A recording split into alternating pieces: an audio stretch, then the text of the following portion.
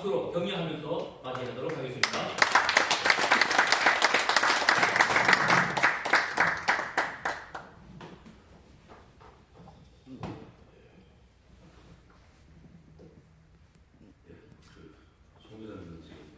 수행하다 보니까 말씀 묵상하는 시간은 점점 줄어들고 다니는 시간만 자꾸 늘어났어요.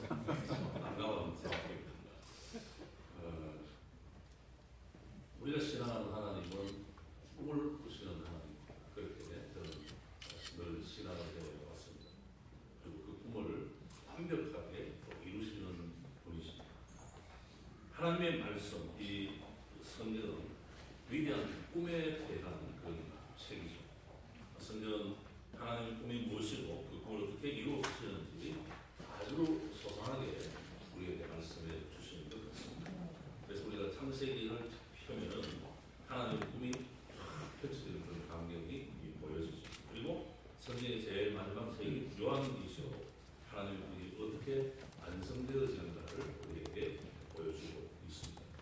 하나님의 꿈이 천지 창조가 시작되기 이전에는 아무것도 없었는데 땅이 혼돈하고 공허하고 흑암이 뒷꿈이 하나님이시는 수면에 운행하시다. 창조 이전에는 전혀 형태가 없었습니다. 텅 비어 있었고 캄캄했고 그렇지만 하나님의 영은 수면에 임재하셨죠.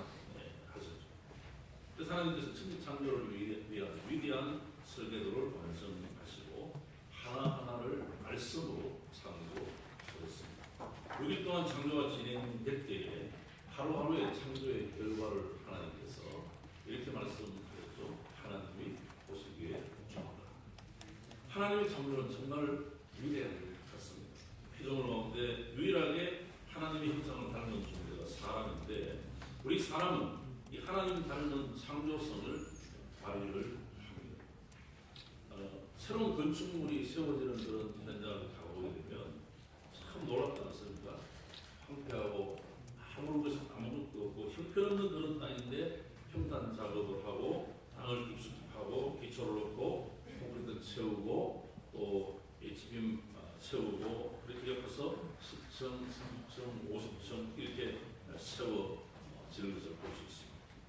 그 건축 현장을 보면 바벨탑을 쌓고 흩어지기를 원치 않았던 사람들의 그 심정을 이해는 할 것 같습니다. 그러나 마귀 사단의 전략에 휘말려 사람의 심성이 무너졌죠. 그래서 하나님과의 관계가 단절되고 사람과의 관계도 금이 오고 자연은 파괴되고 인간의 삶은 고달팠습니다.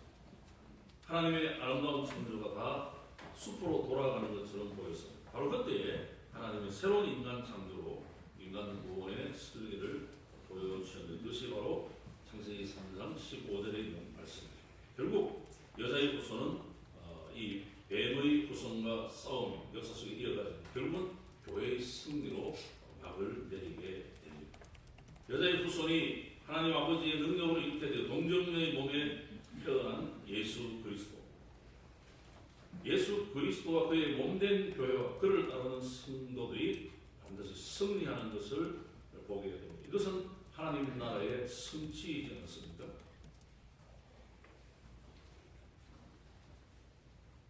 오늘 하나님께서 우리에게 말씀해 주시는 내용을 다시 한 번 더 정리해 보면 우리 하나님께서는 세상 모든 민족이 구원 얻기를 쉬지 않으시는 하나님, 그걸 찬송을 합니다. 우리 바다도 같이 여호와의 영광이 온 세상에 가득할 것을 우리가 찬송합니다. 이것이 하나님의 비전이고 또 동시에 구원받은 우리 그리스도인들의 비전입니다. 성령 충만 받으면 이 비전이 우리 각자에 다 보여집니다. 하나님의 말씀을 읽고 듣는 사람은 이 비전에 다 동참하게 됩니다. 성령 충만한지 그렇지 않은지는 구체적인 그 증거를 이 말씀 속에서 우리가 찾아볼 수가 있습니다. 성령 충만한 사람은 어떤 상황 속에서도 낙관적인 하나님의 비전으로 가슴이 뛰고 흥분합니다.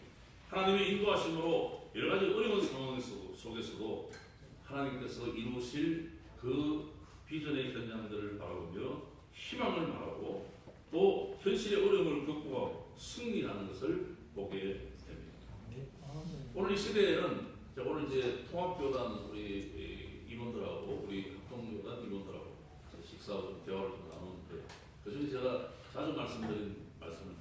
오늘 이 시대에는 한국교회는 여호수아서 마지막 장에서 사사기 1장으로 넘어가는 것 같다.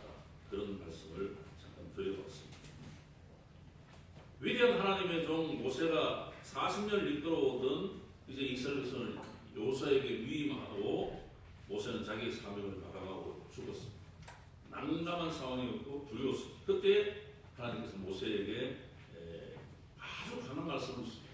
너의 평생에 너를 당할 자도 없을 것이고 모세와 함께 있던 같이 너와 함께 있을 것이고 너를 떠나지 아니할 것이고 버리지 아니할 것이고 마음을 강하게 담대하게 그러면서 그 조상에게 주리라고 하는 땅을 주겠다는 말씀을 하십니다.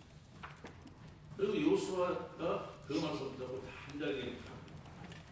그런데 그 여호수아가 죽고 난 이후에 안타깝게도 사사기 시대로 넘어가지 않습니다.